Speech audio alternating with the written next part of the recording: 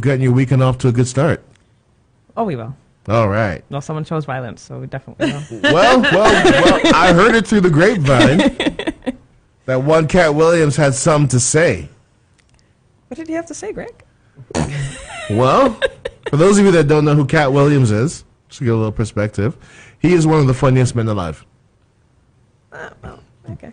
Well, you know what? He wasn't really on my radar as one of the funniest men alive until now. No, Like, I feel like if now I've seen the genius, what? to me, honestly, Dave Chappelle is the funniest man alive. Katt Williams was always up there, but I feel like if Hollywood has really played him as being someone who abuses substances, and that somehow lost credibility in my mind.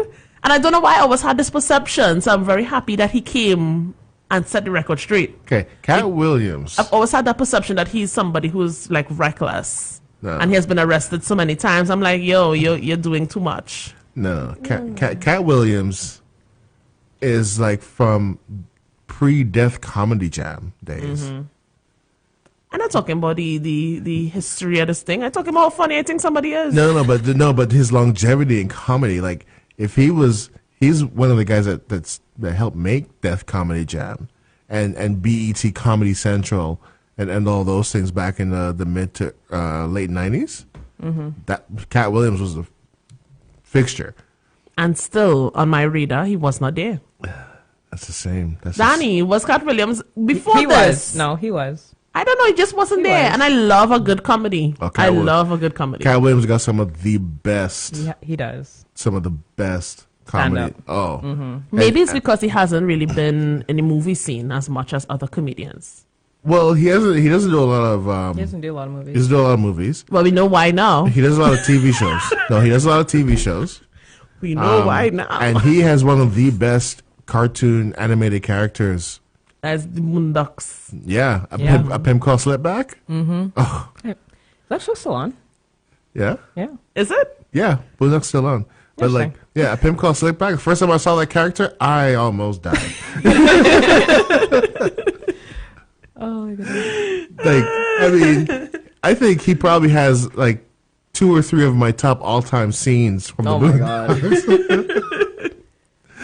Like outrageous. I don't know, man. I think like we get fed who they want to be Oh, popular. 100%. Because now I'm looking at this interview and I'm like, yo, why are we underrating Katt Williams? Like, this guy is a legit genius. He has been just played a wrong set of cards. Now that he's setting the record straight, everybody's running and hiding. Yep. Right? It's like, well, how has this been allowed to be pulled over our eyes? I mean, I've been recognizing this genius to the corner sitting down. I don't know. Well, Danny, what did he do this week to choose violence? Oh, well, he called out like what, 10 comedians? Minimum. Minimum 10. Minimum. He called out who? Kevin Hart. Well, Ludacris is not really a comedian, but Yeah. He's a well-known guy. yeah, Steve Harvey, Cedric the Entertainer, Rick Smiley, Michael Blackson. The list goes on. PDD. Yeah, Kanye.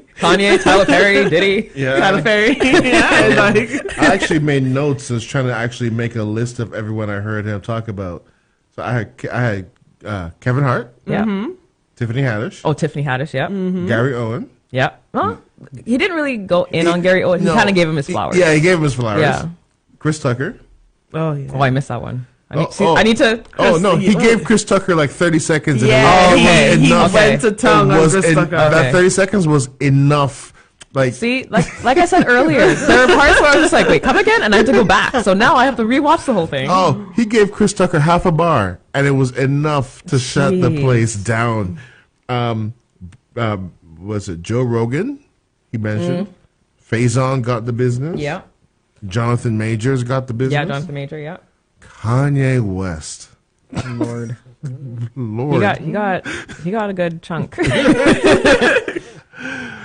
Oh, I mean, I don't even know where to start. We could talk for 2 hours about this whole. And the interview was Yeah, we could. It could take the whole show.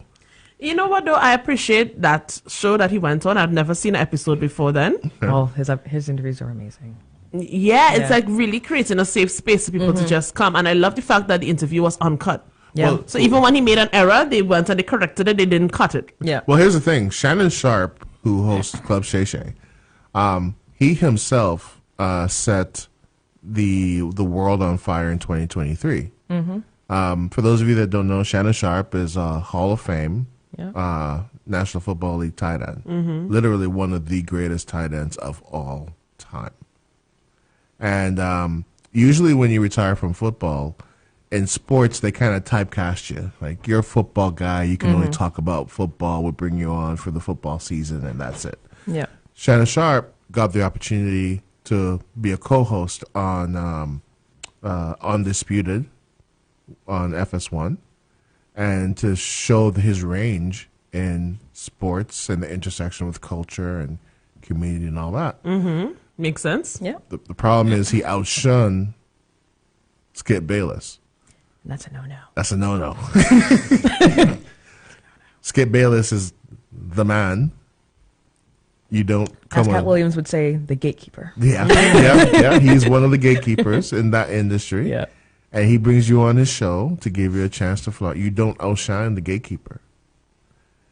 And so they had a very public on-air, like that episode is one of the most watched episodes of Undisputed. People were like, are they actually going to get into a physical fight I here? thought they were. Oh, I thought Shannon was going to I reach thought he was over. going to knock him out. Yeah, it was bad. Yeah. And then a couple weeks later, Shannon's like, yeah, after the NBA Finals, I'm done. And now he's on First Take on ESPN. And he has Club Shay Shay. He's always had Club Shay Shay, but ESPN has allowed him to. Actually do it. Yeah. Oh. And so Interesting. he himself is a figure of like, yeah. Controversy. Oh, he knows how to set the room on fire. Right. Yeah. Yeah, we call on air. They call him Unc Shannon. Unc. But I feel like in this interview with Katt Williams, he was trying to cool that room down. Because those questions, I'm pretty sure on his pamphlet, he was passing over some questions like, no, this guy, before he could even get his first question, and Katt was like, listen, listen, you allow some people to come on your show, and I don't understand you. why. Why? Yeah. I don't understand why. When he said that, I was like, yo. Guy can get a word in for like the first 30 minutes. Yeah. Yeah, there was no question in the first, like 30 minutes is gone. There was no question asked. It was just like, and he was just dropping hot fire. And then like after that, he's like, oh, let's go back to your childhood. Try to get away. He's like, let's move away from this. Because I'm not sure if my sponsors are going to appreciate all of this truth. You know? No, the It was sponsors, genius. getting a call from the guys up at Disney and ESPN saying, hey, so can we... Pretty sure the producer's phone was ringing off the hook. Oh, 100%. Yeah, I mean, 100%. like, what are some of your, like, takeaways from that interview, though? Because, I mean, he dropped so much stuff. My biggest takeaway from that is people always assume Katt Williams is under the influence, and that guy doesn't even touch hard drugs. And I believe him. Yeah.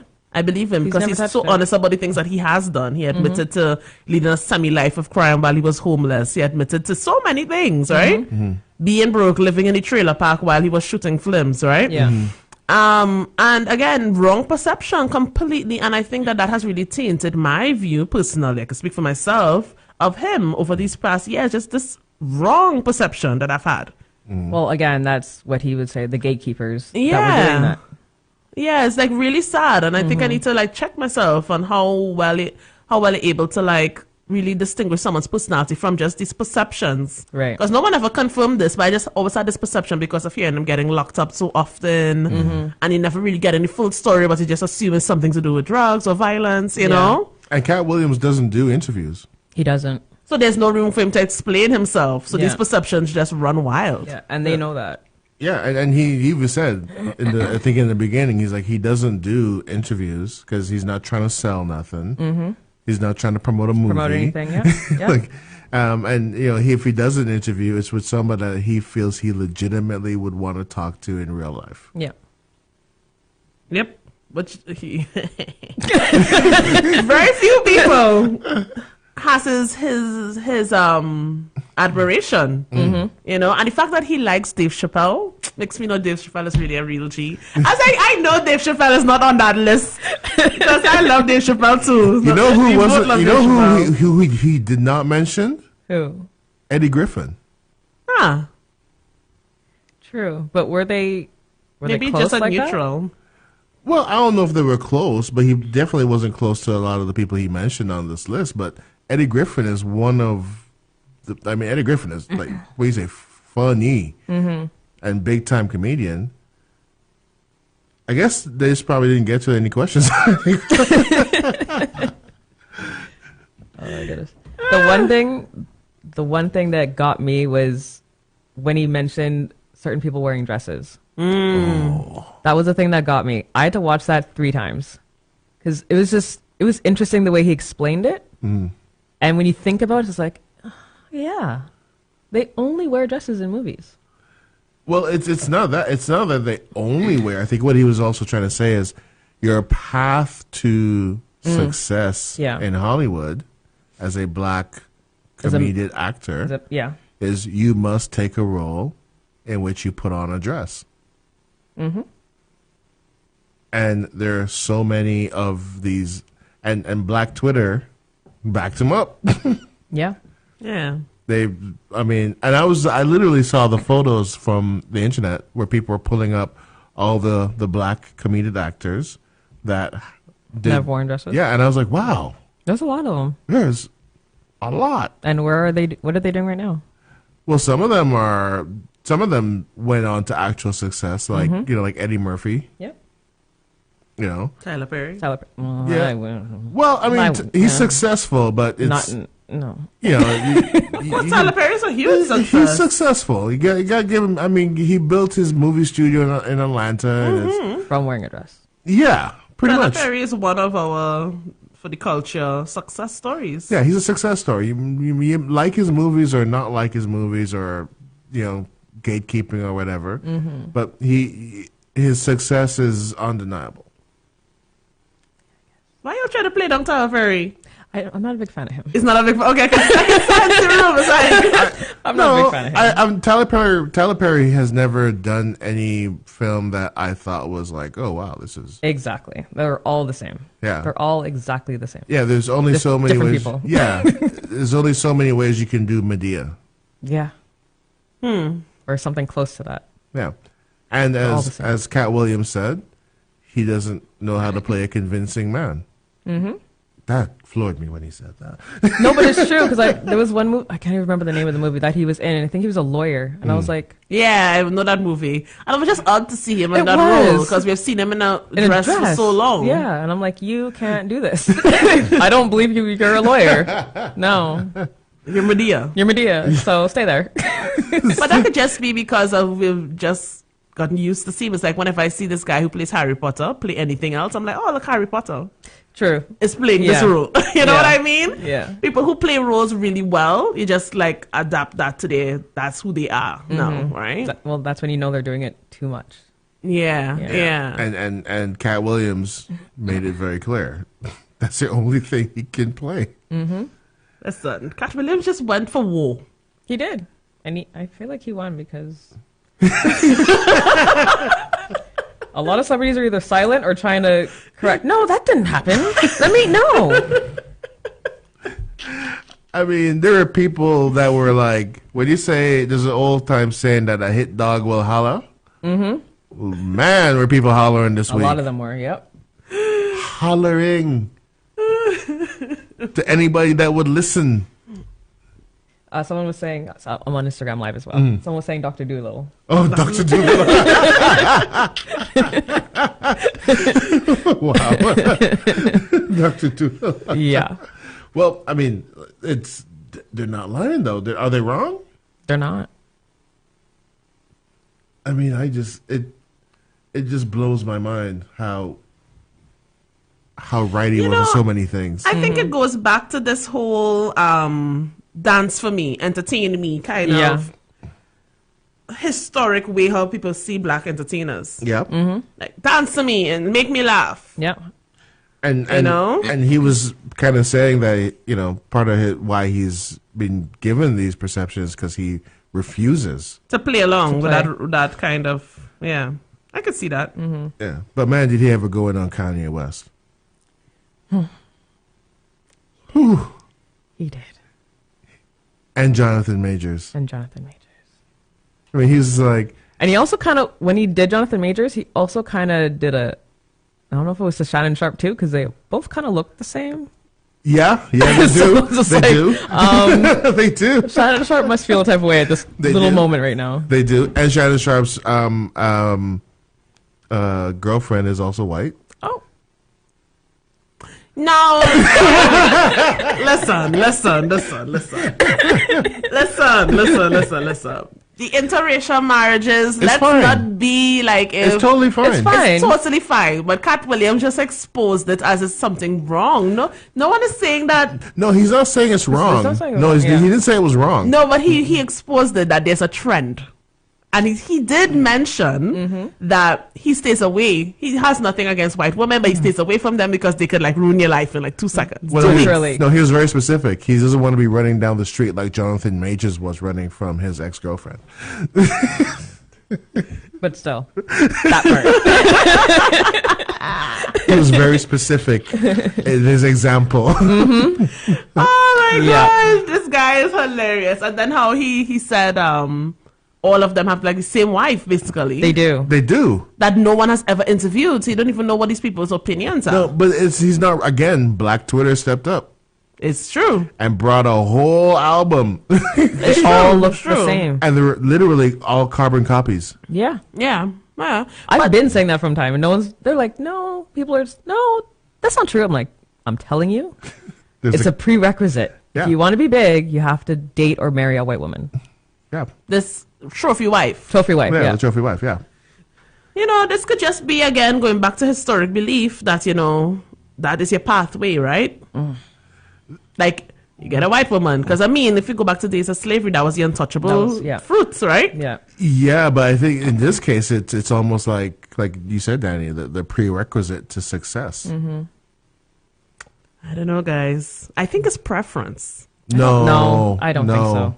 If you look at No. that, if you look at what they brought, like even on IG, TikTok, and all that, when someone actually went and did the research and pulled up everyone's photos who they're married with, and it was a long list, It's all. and you look at it, it's like, wow, it's I'm all the telling same you. person. I'm telling you.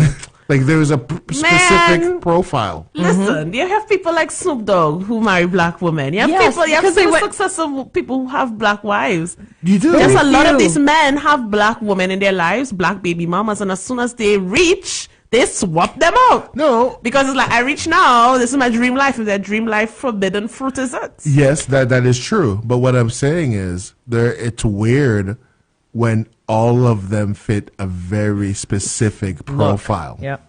They're all It's not Small, It's not even blonde. about them being. It's not about Blue yeah. It's not Blue about eyes. yeah. It's not about them even being white or whatever. It's they all fit a very specific profile. All of them. Well, I mean, they're very like within the white community. There are variations of looks, styles. Like there are variations. but they all look the same. listen. But how all let's- these dudes have the same person? Because if you're going for forbidden fruits, you would go for what is the thing, and the thing in the whites in the whites culture, the person they put on the pedestal is the petite, slim, tall, blonde, boobs. blue-eyed Yeah. woman. If I'm going for the forbidden fruit, why am I going for anything less? No, but even within That is quiet and submissive, which is why they would never be in an interview. That would just stay at home and probably not even have kids because they don't want to ruin their body. no, but They're even there to look cute. no, but even I'm not within argue. no, but even in that even within the demographic profile you just broke down, you can still find variations. There's very little variation in terms of What they were going for. yeah. Yeah. Like it's like a bunch of mini-me's. Literally, you think they're all. We should like, interview these women. I want someone to be like, you know what? We need to set the story straight. Let's hear from these wives. I would love to hear from one of them. You'll never, according to Katt Williams, you never will. That's what makes it so suspicious, because we don't really know these women. Is there any? No. There isn't. We don't No, I know was them. just thinking, like, is there any black athletes here in Edmonton The right wife. Yeah, let's just Better- hear them from them. that are married or dating? I don't know.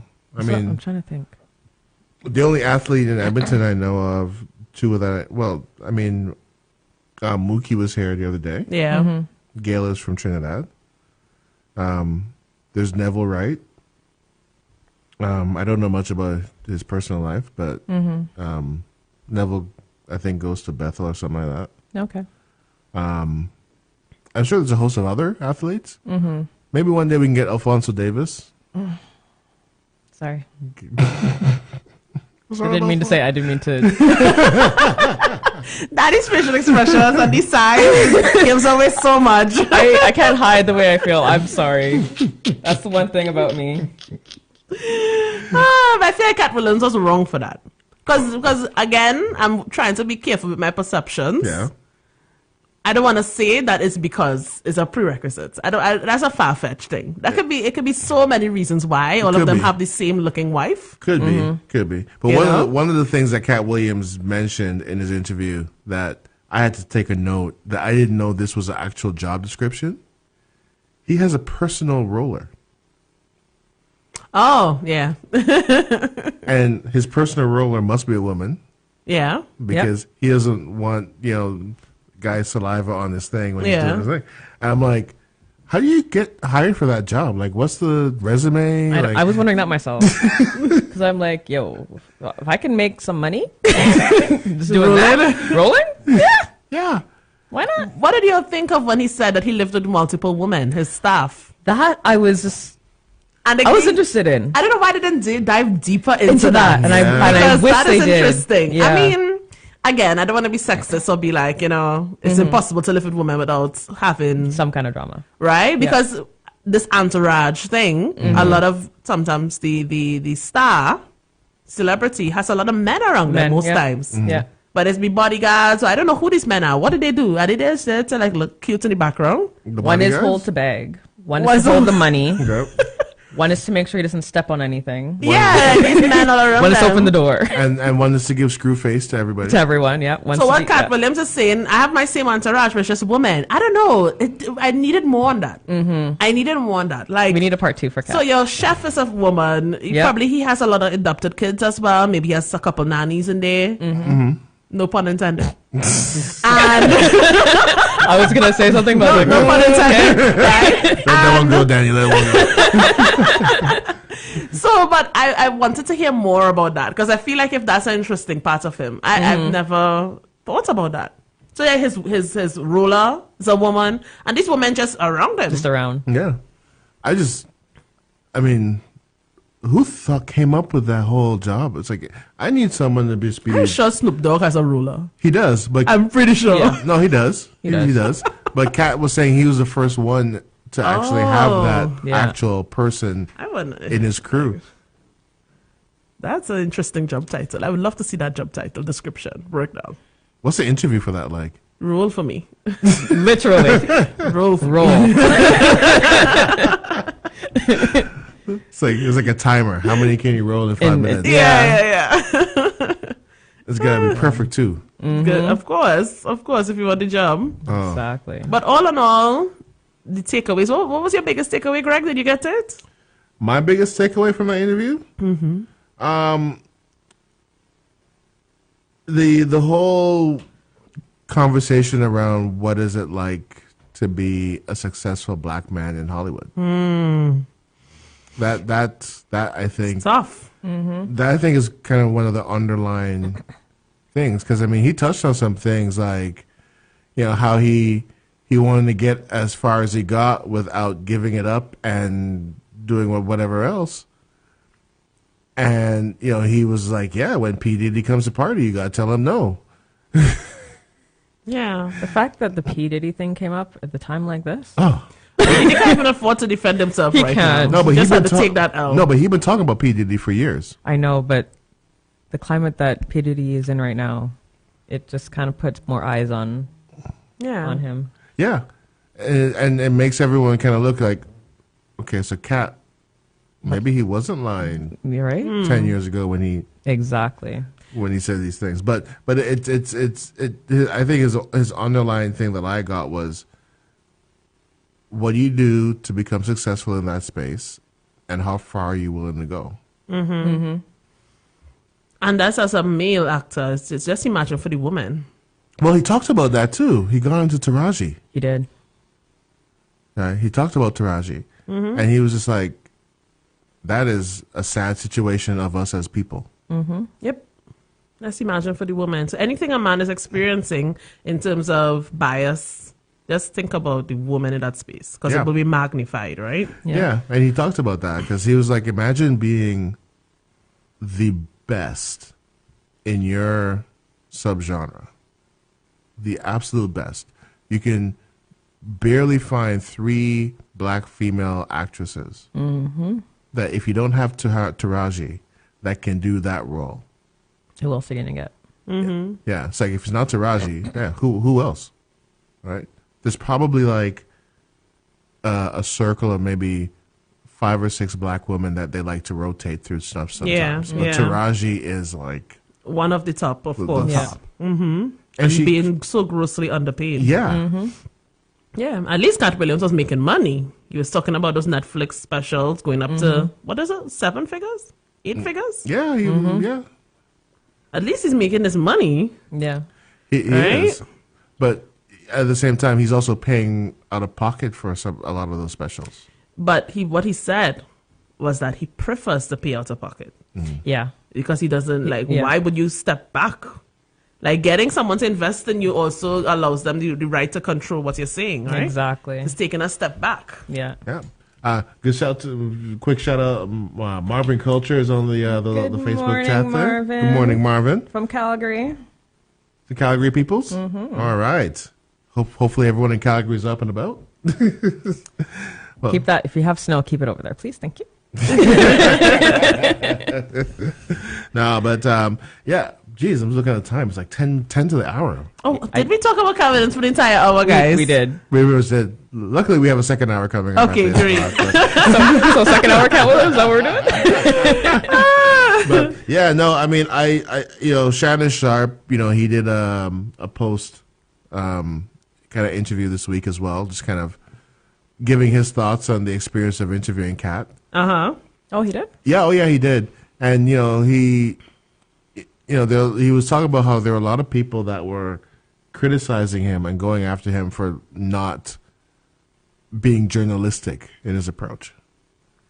And like, How was he not being journalistic? well, it's like you got to ask the 10 questions. follow-up questions and try to But here's the thing. That's not his show. that's not how he does. That's not how he does. He lets them, that's it.